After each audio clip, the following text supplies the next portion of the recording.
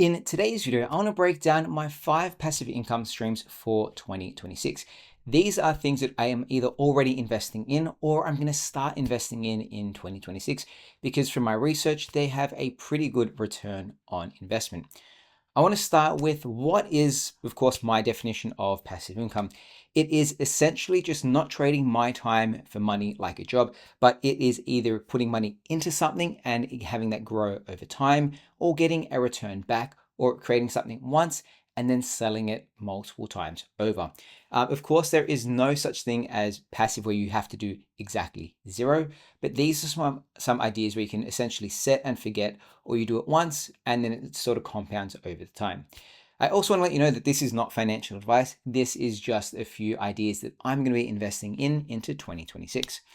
The first of which is, of course, shares or exchange traded funds. I've made a few videos on the outcomes I've had with ETFs so far. What is an ETF? It is essentially where you work with a bigger company. In my example, I've actually worked with CommSec Pocket, which is part of the Commonwealth Bank of Australia, and they give you a range of set options you can invest in. There could be a technology ETF, there could be health, or there could be property or a high dividend one. And essentially, this bigger organization, in my case, the bank, they have people much smarter than I am in this area, essentially finding companies that you can invest in. The cool thing about that is that they already diversify. So instead of putting all your money into one company and riding the highs and lows of that company, you're putting it into an exchange traded fund, which is a little bit of every single company. It's sort of like a fruit salad. You're not buying a whole watermelon, but in an ETF, you're getting a bit of an apple, a bit of an orange, a bit of a watermelon. So even if one does really well or does really poorly, the others balance it out. And I think this is a really nice, easy strategy to get started when it comes to shares and investing. Over the past 5 years, I've had about a 50% return. And if you want to see my full video on it, I'll link it in the description down below. The other cool thing with using ETFs is that there is a really low barrier to entry. With traditional share investing, there is, say, a minimum of like $500 you need to put in. With ETFs or micro investing, you can start with as little as $50 in a lot of cases. And there's also some platforms that let you invest literally the pocket change of transactions. I find this is a really nice way to have a toe in the water when it comes to shares and investing, but you're not over indexing, you're not putting too much in, especially if it's your first time. And then, of course, once you get the confidence with your ETFs, you can stay with it, or you can say, I'm going to take $100, $1,000, whatever it is, and invest directly in a company that you are really passionate about. But I like the idea of shares and ETFs because, or mainly ETFs, because they have a really low barrier to entry. There's other people managing the portfolio for you, and I've had a pretty good run so far. The other thing I'm going to start looking at in 2026 is real estate investment trusts. We all know that property can be a fantastic way of building wealth and, of course, getting a great return on your investments over time. But the output and the outcome, the money you have to outlay to start buying investment properties is quite high. There's a very big barrier to entry, especially if you're in Sydney, Australia, like I am.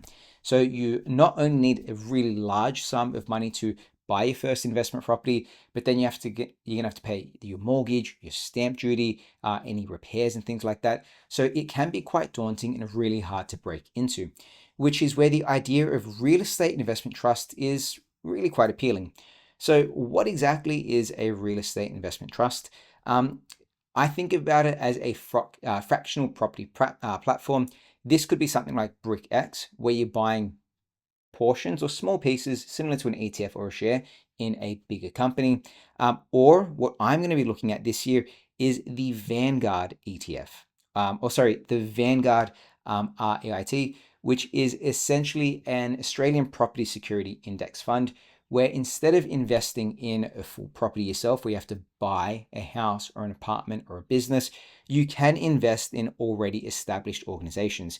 So this one, for example, has a breakdown of holdings in Goldman Sachs, Scentre Group, Stockland, and other business corporations in Australia. So this is quite cool in that you can start investing in the property market. This is investing in business capital, but you're not having to invest $100,000 or 200,000, take out a mortgage. You can, of course, invest as little or as much as you want. And I think it is a really nice way of having a bit of money put into property, but it's not over indexing yourself. Of course, let me know your thoughts on shares, ETFs, and REITs down below. Another thing I'm going to definitely keep doing in 2026 is continuing to publish on YouTube. The cool thing about creating a YouTube channel is that if your content reaches a lot of people, you can continue making revenue from that for years. I've got some videos that are 3, 4, 5 years old that continue to get views today. It may have taken me an hour, 2 hours, 3 hours to make that video, post it, but then once it's online, it is there forever. And as people continue to watch that video, I continue to get ad revenue back from YouTube, which is really cool. The hard bit there is obviously starting and knowing what you want to talk about. This isn't a video on how to get started with YouTube, but in terms of a passive income idea, having a YouTube channel for me has been fantastic because there's been times where I've taken a break for a couple of months, but my YouTube has still brought in an income every month on month. So the thing is, I've created something once and then I keep building on it.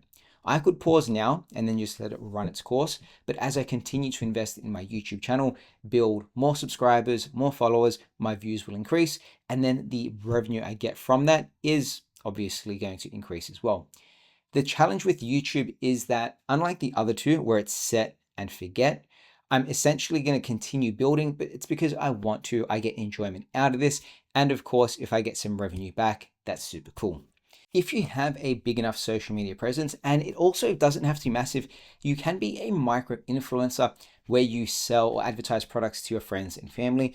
You can look at the next two options as well, which is affiliate marketing and sponsorships. Affiliate marketing is essentially where you work with a brand and you promote their product using, say, a promo code or a link. Say, for example, the items that I use for YouTube, I've got an Amazon link down below where you can go and buy the same keyboard or mice or phone or anything that I have, and I'll get a small commission from that. The cool thing about that is as people go through and I make more social media content, they'll click on my link and I'll get paid every time someone uses that. It's only a small percentage, 1 to 5%, but it does sort of add up over the years. And once you've got that link, you just paste it in any sort of social media posts and it's super easy, not a lot of heavy lifting. On the flip side of that, there is sponsorships. There is a cool website called impacts.com that allows you to reach out directly to brands to be part of their campaigns, or you could reach out to brands directly yourself. I haven't actually done much affiliate marketing or sponsorships on this channel just because I only want to work with brands that I really know, trust, and want to promote. But sponsorships is another great way of having a bit of passive income.